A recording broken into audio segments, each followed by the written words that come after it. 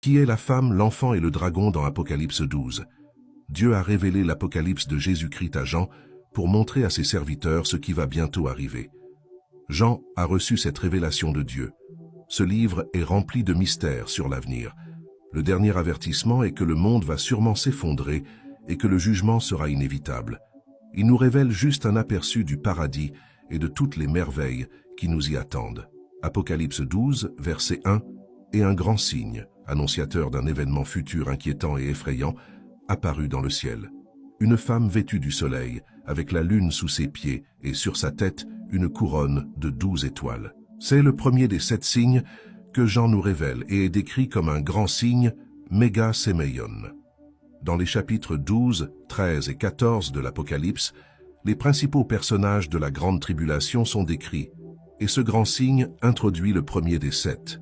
Nous lisons une femme vêtue du soleil, parce que Jean a dit clairement « c'est un grand signe ».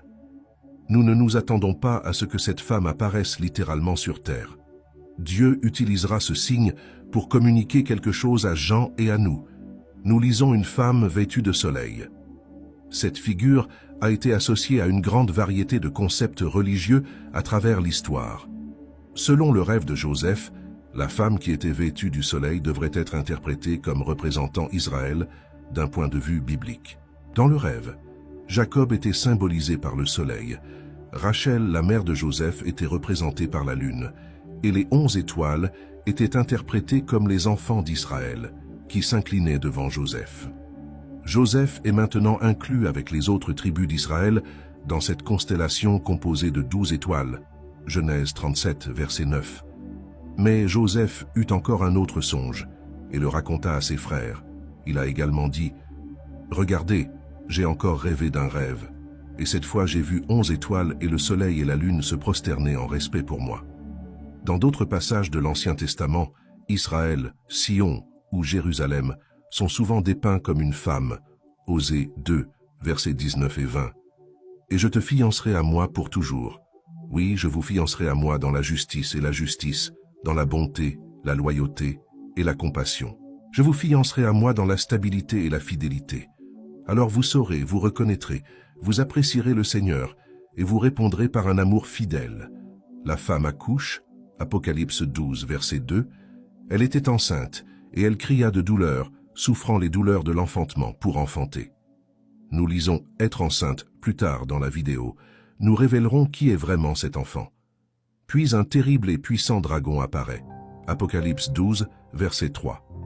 Alors un autre signe d'avertissement fut vu dans le ciel. Voici un grand feu de dragon rouge, Satan, avec 7 têtes et 10 cornes. Et sur ces têtes, il y avait 7 couronnes royales, diadèmes. Nous lisons. Un autre signe est apparu dans le ciel. Encore une fois, on nous rappelle que la créature mentionnée dans le texte est un symbole.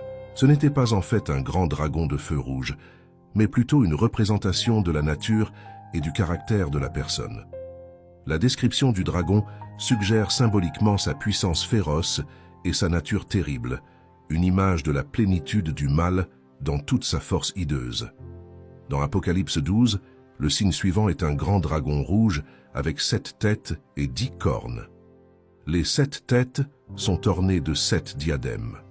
Alors que les cornes symbolisent le pouvoir et que les couronnes représentent l'autorité, l'image des 7 têtes et des 10 cornes est censée transmettre un sentiment d'immense pouvoir, d'autorité, de connaissance et de force, et est donc assez terrifiante.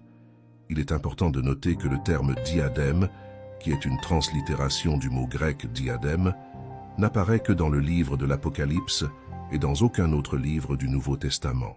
De plus, c'est un mot distinct de la couronne Stéphans mentionnée au verset 1. La différence entre les deux termes est que la couronne symbolise une victoire permanente, tandis que le diadème représente l'autorité et le pouvoir du gouvernement. Cette femme est très différente des autres femmes de l'Apocalypse. Nous voyons d'autres femmes dans l'Apocalypse, par exemple Jézabel. Jézabel est associée à un système religieux qui promeut de faux enseignements. Apocalypse 2, verset 20. Mais j'ai ceci contre vous, que vous tolérez que la femme Jézabel, qui prétend être prophétesse, soit inspirée. Et elle enseigne et induit en erreur mes serviteurs à commettre des actes d'immoralité et à manger de la nourriture sacrifiée aux idoles. Nous connaissons aussi la femme, la grande prostituée, associée à la fausse religion dans Apocalypse 17, verset 2, Apocalypse 17, verset 2, Bible amplifiée. Celle avec qui les rois de la terre commirent des actes d'immoralité, et les habitants de la terre s'enivrèrent du vin de son immoralité. Nous avons rencontré la mariée associée à l'Église. Nous lisons ceci dans Apocalypse 19, versets 7 à 8. « Allons nous réjouir, et rendons-lui gloire et honneur, car les noces de l'agneau sont enfin venues, et son épouse l'a racheté s'est préparée. Il lui fut permis de s'habiller d'un fin lin éblouissant, blanc et pur. Car le fin lin symbolise les actes justes des saints, la conduite éthique, l'intégrité personnelle, le courage moral et le caractère divin des croyants. Maintenant, nous voyons le dragon faire plus de ravages. Apocalypse 12, verset 4. Et sa queue balaya les cieux, et tira du ciel un tiers des étoiles, et les jeta sur la terre. Et le dragon se tint devant la femme qui allait accoucher, afin qu'il dévorât son enfant lorsqu'elle enfanterait. Le verset 9 du chapitre identifie explicitement le dragon comme l'ancien serpent, communément appelé le diable et Satan. Il est connu pour tromper le monde entier. Le verset 4 révèle en outre que Satan attend la naissance du Christ avec l'intention de le détruire. Dieu n'a jamais créé un être mauvais. Au lieu de cela, il a créé des anges qui l'étaient, capables d'éprouver une joie immense et d'obtenir de grandes distinctions dans leur domaine glorieux. Certains sont restés inébranlables dans leur loyauté envers Dieu, comme Michel et ses anges, mais d'autres se sont rebellés contre le gouvernement des cieux et sont devenus des ennemis implacables de Dieu et de son royaume. Nous lisons « Un enfant mâle qui gouvernerait toutes les nations avec une verge de fer ». Cela fait clairement référence à Jésus-Christ, le Messie qui gouverne le monde avec une verge de fer. Apocalypse 19, verset 15. De sa bouche sort une épée tranchante, sa parole avec laquelle il peut frapper les nations. Et il les gouvernera avec une verge de fer, et il foulera le pressoir de la fureur du Dieu Tout-Puissant dans le jugement du monde. L'effort pour dévorer son enfant a d'abord été accompli par la tentative d'Hérode de tuer Jésus lorsqu'il était enfant. Elle s'est également accomplie tout au long de la vie de Jésus lorsque Satan l'a attaqué. Matthieu 2, versets 16 à 18. Alors Hérode, voyant qu'il avait été trompé par les mages, se mit en colère, envoya des soldats et tua tous les garçons de Bethléem et de toute cette région, qui avaient 2 ans ou moins, selon la date qu'il avait apprise des mages. Alors s'accomplit ce qui avait été dit par le prophète Jérémie. On entendit à Rama une voix qui pleurait et se lamentait. Rachel pleurant sur ses fils, elle refusait d'être consolée parce qu'ils n'étaient plus. L'enfant, le ministère de Jésus, est décrit par son début et sa fin terrestre. Elle a donné naissance à un enfant qui gouvernera toutes les nations avec une verge de fer, et son enfant a été enlevé à Dieu et à son trône. Bien sûr, la figure représentée dans le passage est Jésus. Par conséquent, la femme mentionnée dans Apocalypse 12, verset 1, ne peut pas symboliser l'Église, car Jésus est celui qui donne naissance à l'Église et non l'inverse. Par conséquent, la femme doit représenter soit Marie, soit Israël, les 2 seules entités qui auraient pu donner naissance à Jésus. Un examen plus approfondi d'Apocalypse 12 révèle que cette femme est en fait Israël et non Marie. Le dragon, Satan, essaie de dévorer l'enfant Jésus, mais Christ est né et enlevé à Dieu et à son trône. Satan essaie de tuer Christ, mais Christ est ressuscité d'entre les morts et monte vers le Père. L'image vitale pour identifier cette femme se trouve dans la description de ses douleurs d'accouchement. Cette image prophétique se trouve à certains endroits dans l'Ancien Testament, Michée 4, versets 9 et 10. « Pourquoi criez-vous d'une voix forte? N'y a-t-il pas de roi parmi vous? Votre conseiller a-t-il péri? Car l'agonie vous a saisi comme une femme en travail, de tordre de douleur et travailler pour enfanter, ô filles de Sion, comme une femme en travail. Pour l'instant, vous devez quitter la ville, vivre à la campagne et aller à Babylone. Là, vous serez secourus. Là, le Seigneur vous rachètera de la main de vos ennemis. » Michée a prophétisé qu'Israël serait emmené captif à Babylone, éprouvant une douleur intense comme celle d'une femme en travail. Cependant, au milieu de leur souffrance, ils seraient sauvés et rachetés par Dieu. Michée a continué à utiliser cette imagerie quelques versets plus tard dans sa prophétie. Selon Michée, La souffrance de la nation continuera jusqu'à ce que le reste apporte la naissance du Messie. La prophétie était un message d'espoir, car le Messie viendrait et guiderait ses disciples avec la force du Seigneur. La prédiction de la douleur de l'accouchement symbolise la souffrance physique de la nation d'Israël qui conduirait à la purification de son peuple. Apocalypse 12, versets 6 et 7. Alors, la femme s'enfuit dans le désert, où elle avait préparé un lieu par Dieu, afin d'y être nourrie pendant 1260 jours, 42 mois, 3 ans. Et il y eut la guerre dans le ciel, l'archange Michel et ses anges faisant la guerre contre le dragon. Le dragon et ses anges se sont battus. La femme s'enfuit pour se protéger dans un lieu préparé par Dieu. La nation spirituelle, le vrai peuple de Dieu, est préservée pendant 1260 jours. Cela représente une période spécifique caractérisée par l'angoisse, la persécution et la tribulation. Bien qu'il soit attaqué par Satan, le peuple de Dieu est spirituellement en sécurité. On croit généralement que Satan réside en enfer. Cependant, il n'y est pas actuellement, même s'il est certain qu'il y finira. L'image populaire de Satan comme une figure rouge avec des cornes, une queue et un trident est loin de la représentation biblique. Étonnamment, Satan peut même entrer au ciel, selon Job. Il peut visiter la présence de Dieu. Une bataille eut lieu dans le ciel, où Michel et ses anges combattirent le dragon et ses anges. Le dragon fut vaincu et jeté sur terre, avec ses anges. Apocalypse 12 décrit un conflit spirituel cosmique, où le diable et ses disciples marchent contre le ciel. Malgré ses efforts, le dragon n'a pas réussi dans son combat. L'archange Michel a servi de champion de Dieu et était le commandant général des forces de Dieu. Cela est révélé dans Apocalypse 12, verset 9, Daniel 12, verset 1. Or, au temps de la fin, Michael, le grand prince angélique qui protège les enfants de ton peuple, se lèvera, et il y aura un temps de détresse tel qu'il n'y en a pas eu depuis qu'il y a eu une nation jusqu'à ce temps-là. Mais en ce temps-là, ton peuple, tous ceux qui se trouveront écrits dans le livre de vie seront sauvés. Michel et ses anges réussissent à chasser Satan et ses disciples du ciel vers la terre. La principale façon dont Satan attaque le peuple de Dieu est le blasphème. Il est l'accusateur de nos frères. Apocalypse 12, verset 10. Alors j'entendis une voix forte dans le ciel qui disait « Maintenant est venu le salut, la force, le royaume de notre Dieu et la puissance de son Christ. Car l'accusateur de nos frères a été chassé, celui qui les accusait devant notre Dieu jour et nuit. Satan perdra le conflit. » Apocalypse 12, verset 9. Et le grand dragon fut chassé, le vieux serpent, appelé le diable et Satan, qui séduit le monde entier. Il a été précipité sur la terre, et ses anges ont été précipités avec lui.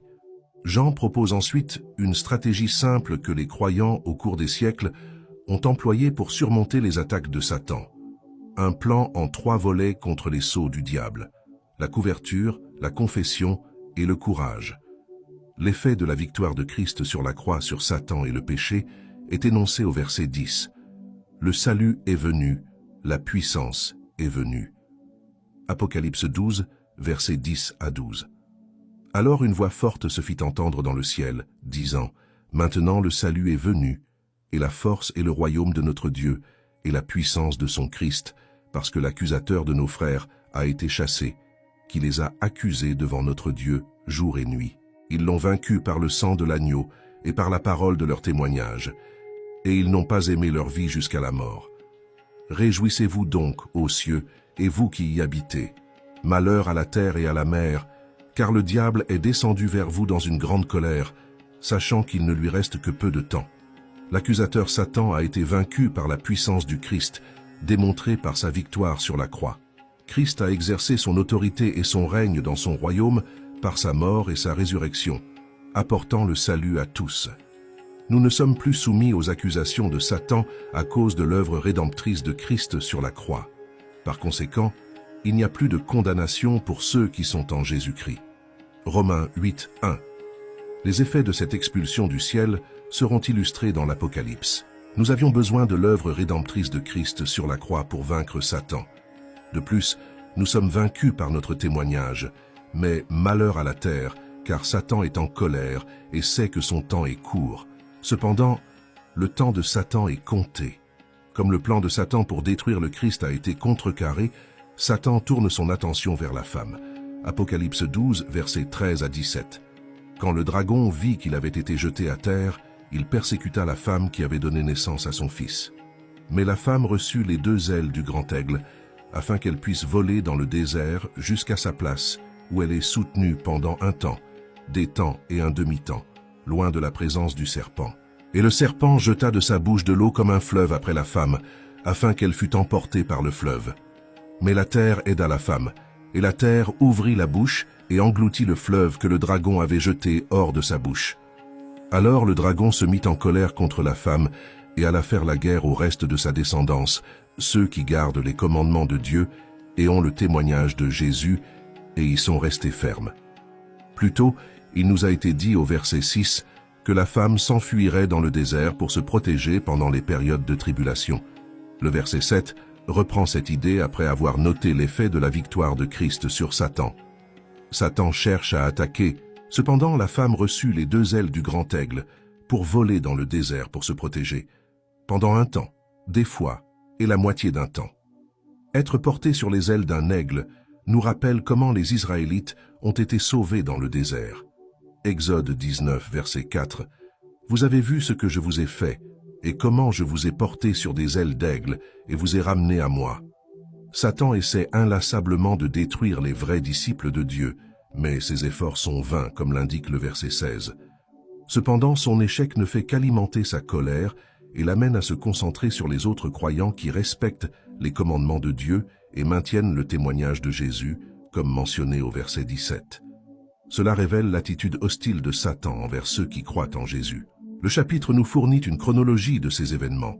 La femme représente le reste d'Israël qui reste fidèle au Seigneur et donne naissance au Christ. Satan attaque la femme, mais elle est protégée. Il ne reste plus qu'à Satan de prendre son attaque.